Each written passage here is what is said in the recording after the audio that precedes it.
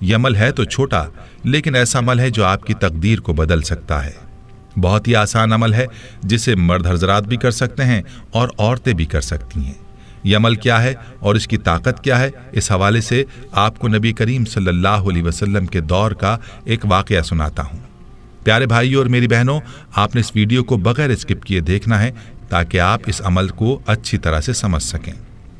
روایات میں آتا ہے کہ نبی کریم صلی اللہ علیہ وسلم نے اپنے ایک صحابی سے پوچھا کہ کیسے دن گزر رہے ہیں، تو صحابی نے عرض کیا، یا رسول اللہ صلی اللہ علیہ وسلم کیا بتاؤں، بہت ہی مفلسی اور غربت کے دن ہیں۔ بچپن میں ہی والدین فوت ہو گئے اور زندگی میں تنگیاں ہی دیکھیں، کوئی آسودگی نہیں دیکھی۔ نبی کریم صلی اللہ علیہ وسلم اپنے صحابی سے باتیں کر رہے تھے کہ حضرت جبریل علیہ السلام تشریف لائے اور آپ صلی اللہ علیہ وسلم کو یہ اطلاع دی کہ جس صحابی کے ساتھ آپ بات کر رہے ہیں اس کی زندگی کل ظہر تک ہے۔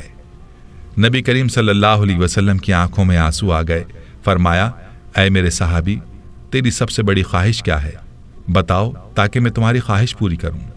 صحابی کی آنکھوں میں آنسو آ گئے اور بولا، یا رسول اللہ صلی اللہ علیہ وسلم، میں نے زندگی میں کبھی میٹھا نہیں کھایا اور میری خواہش ہے کہ میں زندگی میں میٹھا کھاؤں، اور دوسری خواہش یہ کہ مجھے زندگی میں نیک بیوی مل جائے تاکہ اس کے ساتھ آسودگی سے زندگی گزاروں۔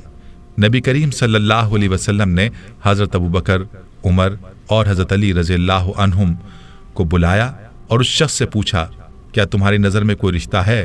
تو اس نوجوان نے کہا، میرے چچا کی بیٹی ہے جو خوبصورت بھی ہے اور نیک بھی، لیکن میری غربت کی وجہ سے وہ مجھے نہیں پوچھتے۔ تو نبی صلی اللہ علیہ وسلم نے اس کے چچا کو بلایا اور فرمایا کہ تم اپنی بیٹی کا رشتہ اس صحابی کو دے دو جو تمہارا بھتیجا ہے، اور فرمایا کہ میں نے اس کا نکاح تمہاری بیٹی کے ساتھ کر دیا ہے۔ اب اللہ کے نبی صلی اللہ علیہ وسلم نے صحابی سے کہہ کر اس صحابی کو شادی کا انتظام کروایا اور حضرت ابوبکر صدیق رضی اللہ عنہ سے فرمایا کہ اس کے لیے میٹھا پکوائیں تاکہ صحابی کی میٹھے کی خواہش بھی پوری ہو سکے۔ یوں صحابی کی شادی ہو گئی۔ اس صحابی نے اپنا مکان پیش کیا، وہ صحابی اپنی دلہن کے ساتھ اس گھر میں چلے گئے، ان کو ضروری سامان بھی دے دیا گیا اور میٹھا بھی ان کے لیے پیش کیا گیا۔ اللہ کے نبی صلی اللہ علیہ وسلم نے ایک صحابی سے کہا، ظہر سے عصر تک اس گھر کے ارد گرد رہیں، اور جیسے ہی رونے کی آواز سنائی دے تو آپ صلی اللہ علیہ وسلم کو اطلاع دیں۔ وہ صحابی وہاں موجود رہے، لیکن کوئی رونے کی آواز نہ آئی، بلکہ خوشی اور ہنسنے کی آوازیں ہی سنائی دیں۔ عصر کے وقت اس صحابی نے نبی کریم صلی اللہ علیہ وسلم کو سارا ماجرا بتایا تو آپ صلی اللہ علیہ وسلم سجدے میں گر گئے اور اللہ رب العزت سے عرض کیا، یا اللہ، جبریل علیہ السلام نے تو مجھے اطلاع دی تھی کہ صحابی کی زندگی ظہر تک ہے، لیکن یہ کیا ماجرا ہے؟ تو غیب سے آواز آئی، اے میرے حبیب، تقدیر میں یہی تھا کہ اس کی زندگی ظہر کے وقت تک تھی، لیکن جب آپ نے اس کی شادی کی اور اس کی خواہش پوری کرنے کے لیے اس کے لیے میٹھا بھی بھیجا تو رات کو یہ صحابی کھانا کھانے کے لیے اپنی بیوی کے ساتھ بیٹھا، ابھی کھانا کھایا ہی نہیں تھا کہ دروازے پر فقیر نے آواز لگائی کہ میں بھوکا ہوں، اللہ کے نام پر کچھ دے دو۔ تو صحابی نے بیوی سے اجازت لے کر وہ سارا کھانا اس فقیر کو دے دیا، اور وہ میٹھا جس کی وہ خواہش رکھتا تھا وہ بھی اس نے فقیر کو دے دیا۔ جب فقیر کو اس نے کھانا دیا تو فقیر نے دعا دی کہ اللہ تمہاری جوڑی سلامت رکھے اور تمہیں زندگی میں خوشیاں عطا کرے۔ تو میری عزت کی قسم، مجھے اس نوجوان صحابی کی ادا پسند آئی اور میں فقیر کی دعا کو ٹال نہ سکا، یوں اس کی زندگی کو میں نے بڑھا دیا۔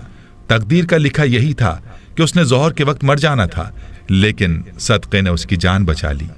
پیارے بھائیوں اور میری بہنوں، یاد رہے کہ صدقے میں اور دعا میں اللہ نے بڑی طاقت رکھی ہے۔ یہ دعا ہی ہے جو تقدیر کو بھی بدل دیتی ہے، اور صدقے میں بھی یہ طاقت ہے کہ وہ آفات اور آنے والی بلاؤں کو دور کر دیتا ہے۔ تو میرے بھائیوں، آج کا جو عمل ہے وہ صدقہ ہے۔ آپ نے اپنے مسائل کے حل کے لیے صدقہ کرنا ہے، اپنی پریشانیوں کو صدقے سے دور کرنا ہے، اور صدقہ بھی ایسا ہو جو کہ ضرورت مندوں کی ضرورت کو پورا کرے۔ ورنہ آج کل جو رواجی صدقہ ہم دیتے ہیں، روپیہ 2 روپیہ پکڑا دیے، 5-10 روپے دے کر ٹال دیا، ایسا صدقہ نہ ہو، بلکہ ہم ضرورت مندوں کو تلاش کریں اور ان کی ضروریات کو پورا کریں، صرف اور صرف اللہ کی رضا کی خاطر، اور کوئی مقصد بیچ میں نہ ہو۔ جب اس طرح کا صدقہ کریں گے تو پھر آپ دیکھیں گے کہ آپ کی پریشانیاں کیسے دور ہوتی ہیں اور آپ کی تقدیر کیسے بدلتی ہے۔ ہمیں چاہیے کہ اپنے ارد گرد رشتہ داروں میں دیکھیں کون ہے جو نادار ہے، جو مفلس ہے، اس کی مدد کریں، اور اپنے دروازے پر آنے والے فقیر کو ہم خالی نہ لوٹائیں بلکہ اس کی ضرورت کو پورا کریں۔ फिर देखें कि आपकी परेशानियां और बीमारियां कैसे ख़त्म होती हैं और आपकी आफात और बलियात से कैसे हिफाजत होती है। प्यारी बहनों और मेरे भाइयों, जब भी आपको किसी परेशानी का सामना हो तो सदका कर दिया करें। अल्लाह के फजल से परेशानी दूर हो जाएगी। यहाँ आपको सदक़े के चंद फ़ज़ाइल बताता हूँ, ज़रूर मुलाहिज़ा कीजिएगा। याद रहे कि सदका अल्लाह ताला के गुस्से को दूर करता है और बुरी मौत से बचाता है।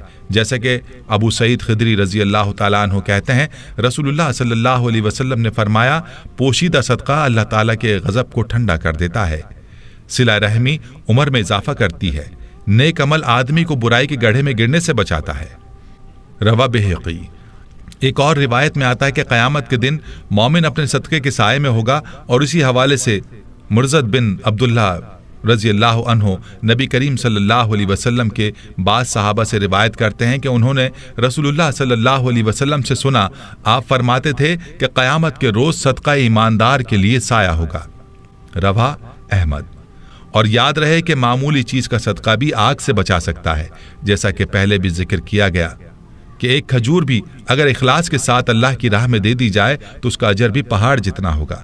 और अदी बिन हातिम रज़ी अल्लाह अन्हु कहते हैं कि मैंने रसूलुल्लाह सल्लल्लाहु अलैहि वसल्लम को फरमाते हुए सुना, जहन्नुम की आग से बचो, खा खजूर का एक टुकड़ा ही देकर बचो। बुखारी। दोस्तों, मालूम हुआ कि अल्लाह की राह में दी हुई एक खजूर भी इंसान को जहन्नुम की आग से बचा सकती है। एक रिवायत में आता है कि सदका गुनाहों को बुझा देता है। नबी करीम सल्लल्लाहु अलैहि वसल्लम ने फरमाया, सदका गुनाह को बुझा देता है जैसे पानी आग को बुझा देता है। तिरमिज़ी। दोस्तों, सदका देने का फ़ायदा ऐसा है जो दूसरों से बढ़कर है। खुद ही सोच लीजिए कि पानी किस तेज़ी से आग को बुझाने का काम करता है, और सदक़े की मिसाल भी इसी तरह से है कि गुनाहों की आग को ऐसे ही बुझाता है, यानी मिटाता है जैसे पानी आग को। दोस्तों, एक बात याद रहे कि मुतादिद आयात और रिवायात से ये बात मालूम होती है कि सदका देने से माल कम नहीं होता।